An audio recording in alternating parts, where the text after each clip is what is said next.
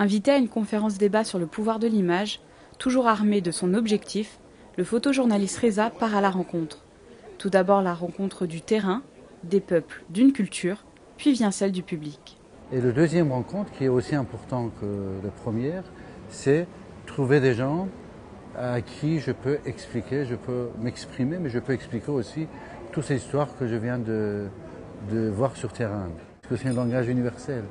Et l'utilisation que je fais de cette photo, qui est justement devenir un médium entre celui que je photographie, l'histoire que je vis et les gens qui regardent. C'est ça qui m'importe.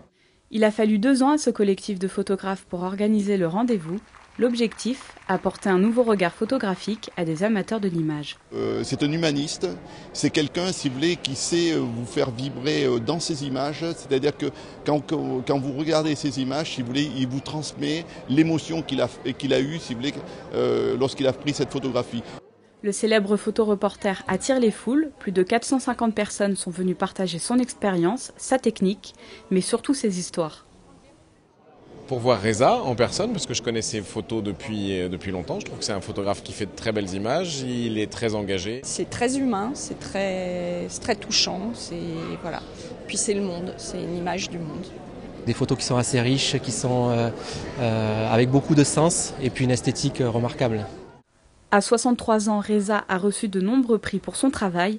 Son prochain projet, Les migrants dans le monde, un travail de 5 ans avec le Haut Commissariat aux réfugiés.